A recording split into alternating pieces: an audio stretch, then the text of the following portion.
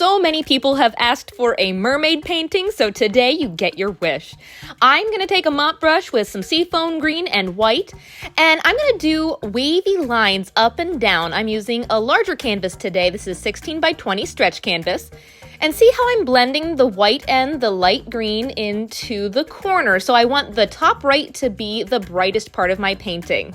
For the rest, we're still going to use those colors, so I'm not going to wash my brush, but I'm going to start dipping into a bright blue and a green. Together, that's going to make a nice green blue for water, and mix some white in with that as well. Notice I'm not mixing the colors on the plate, but I'm just dipping in and letting it blend naturally as I go, doing wavy strokes up and down as needed. Don't forget to keep blending in white so it doesn't get too dark. And if you get over into that brighter corner where the light seafoam green is, just start dipping into that seafoam green and white to blend where the two meet. So you're still going for an ombre, but you are just doing wavy lines. I'm also going to add a little bit of darker color towards the bottom right because, again, I want the top right to be where the mermaid is reaching up. So like she's reaching up towards the light, which means I'm going to have it a little darker over here on the left, but not too dark. So add some white. And I really see the movement of water, but if your lines are too crisp, take a clean, dry brush. So these mop brushes are great for blending. So I'm just going over the lines while they're still wet, and it really just fades them all together, just to give the illusion of movement in the water. Perfect. Now, before we move on, I am going to add some bubbles. So I'm going to do the bubble wrap technique. I'm just going to brush on a little bit of white paint over the textured side of the bubble wrap. There you go. We all get this in the mail sometimes, so it's a great painting tool. Practice on the side or on like a piece of cardboard or something. So I like to fold mine over so you can control it a little bit more. And then load it up each time. Don't dip into the paint because otherwise the paint will glob on there and you won't actually see the stamp effect. You'll just get a big blob of white. So don't do that. I'm tapping it in a couple different places. I'm leaving space for my mermaid in the middle, but I want it to look like bubbles are rising up from the bottom. And if you do too much, don't worry. You can always go back in with a brush and blend them back into the background. So whatever you do, don't worry. You can fix it before moving on, just like that. Once you get it all in there, dry it really good because we're going to start the mermaid tail. I'm going to use a size 9 round brush and some green. This is going to be the base color of my tail. Taking the brush, I'm going to do a wide U, slightly off center towards the right. And then on the left side of the U, I'm going to do a stretched out S shape. You see that? Stretched out S, but then turn it into a J by making a hook going off to the left. There you go. On the right side of the wide U, I'm going to do like a longer J that goes off the canvas. So her tail is slightly off, but then curves up on the other side. And fill that in. You could do whatever color tail you want, but I always think of dark green, so I'm filling that in just as a base coat. And then for the fins, what I'm going to do is I'm going to turn the letter J into a Y at the end. So I'm going to do 2 curved lines coming out. And there's so many different style fins on the ends of mermaid tails, but I'm going to do almost like a leaf shape.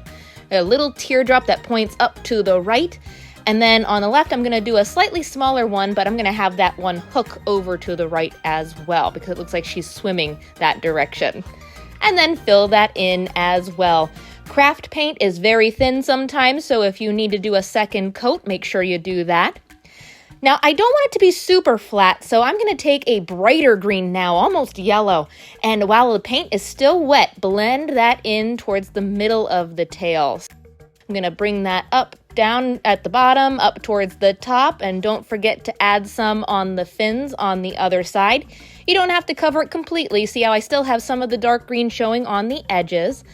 This just gives it a little bit more of a 3-dimensional effect. There we go. Dry that really good and then mix up a skin tone. We're going to do the top half of her body. Now you can do whatever skin tone you want. I'm just doing some white, tan, and a little bit of red here. And what I'm going to do at the top of her tail is I'm going to make 2 lines that curve in and up. That's going to be her hips and her waist. And then fill in anything between those lines above her tail in. Now, most of her is going to be covered by her hair, so don't worry. We're not going to get too detailed. This is just for placement. Also going to make it just a little bit darker on the edge and maybe above her tail line like that. Where for her neck, I'm just going to do a line up for spacing and do a simple oval. That's her head, but we're going to be looking at the back half of her. So it's all going to be covered in hair. Now, below the head, I'm going to do 2 curved lines going down. That's kind of her neck and her shoulders. So fill that in so she has an upper body. And now I'm going to have one arm going down and the other one going up. I'm going to kind of curve her shoulder down. I'm not going to do fingers. It's up to you how anatomically correct you want this to be. I'm just doing a simple arm, so I'm sure it's not perfectly spaced. I am getting the illusion, though, of the shoulders and of maybe a little bit of an elbow. So see here on the right, her arm is facing up. So I'm going to do a little triangle going up here, and then I'm going to have her arm tilt up towards the corner because that's where we made it the brightest. Remember, she's reaching up towards the light, just like the Little Mermaid. That was one of my favorite movies growing up. And once you get those in there, just like we did with the bottom half of her, I'm also going to take a little bit of a darker skin tone and do just little bits of shading and outline so they stand out, one, a little bit more from the background and give them a little bit more definition. So I'm going to do that to that arm over there and this one down here at the bottom, especially near the armpit and underneath because that's where the shadow would be. There we go. Now at the top of the tail, we still need to have a little bit of a connection, and usually there's a different color here. But I'm going to take some brighter green and make a U shape. This is where the tail meets the upper half of her, so the curve is going to come out a little bit further than the tail and make it a little bit thicker here like that, so it's holding on there. Even take a little bit of dark green and add some shading on the bottom. There. Now it's a very simple tail. Let me tell you, this is one of the best techniques I've seen for making fish scales. It reminds me of the movie or the book Rainbow Fish. I'm going to take a Sharpie. This is a metallic silver Sharpie. You could use a paint pen or a paintbrush if you have that much patience, but this is just so much easier. I'm going to just make U shapes that connect underneath that bright green line. Take your time with it. It's important that the tail is completely dry. Let me say that again. Make sure it is completely dry. Like walk away, go get some coffee, and come back and do this because if you don't, your Sharpie may not continue to work. It can only write on dry paint. But see how I am overlapping the pattern then all the way down the tail? So each U starts in the middle of the U's before it. Notice what's going to happen as you go down the tail. As it curves, the U pattern is going to curve with it because it is straight all the way along her tail, no matter where it curves. Notice how the pattern is also going to get a little bit smaller. See that? Now where the tail is going up on the other side, the U pattern is completely upside down. And you decide how far it goes up. I'm just going to continue it until right above where those fins are with 2 little ones. There we go. Ooh, look at the shiny metallic. I love that. Now let's see. I'm going to take a size 6 round brush and start her hair. I'm going to start with some dark brown. You could do whatever color you want, but I want something a little bit more natural. I'm going to curve it around her head and do lines that curve down in front of it. See, that just fills that oval in. And then I'm going to do wavy lines, pretending that her hair is waving to the right of her, like her head is turned and the water is pushing it. That way we don't cover too much of her tail. Keep building it out. So see how I'm doing wavy lines one at a time, making a little bit thicker as I go. Now, this is just the base coat of the colors. Don't worry if you're filling it in completely. We're just getting the shape. And I'm gonna keep adding little tiny waves. Now, have you ever gotten your hair done and they have to bleach it first? If you're like me, I have dark brown hair. They have to bleach it before putting any color in. Dry it and grab some white on your brush then. I'm going to be a little bit more intentional about where I put each individual strand of hair. So I want like up here towards the top of her head to wave over towards the other side, have more waves down here at the bottom. You can shape it a little bit more, but don't cover the brown completely. It's like you're giving her highlights. Notice how I have the part in her hair slightly off to the right as well. And once it's dry, you can pick whatever color you want for the highlights. Craft paint is very thin, so I'm going to do orange and a lighter brown and just cover all of those white lines. If you did the Highland cow painting, this is a very similar technique. As you do more and more layers, it'll look more and more three-dimensional and like hair. I wanted to do more of a natural red hair color. You could do bright red like the Little Mermaid we all know, or I've seen purple, pink, even multicolored, so have fun with this step. Gonna fill these individual ones in here down below. And then just keep adding dark and light as needed. So I'm going to do a little bit more of the brown just to give some shading in different areas. I'm not doing it quite as thick though. And then once you do that, you can even go back in with more white, but do it very, very thin. You could even keep the white if you want it to make it pop. I am actually going to cover it all with the orange and the light brown then. See how that turned into hair? That is so much fun. It takes a little bit of time to do, but it's well worth it in the end. Now the tail is a little bit plain, so why don't we add some pops of color? Taking a detail brush and filling a couple in with light purple.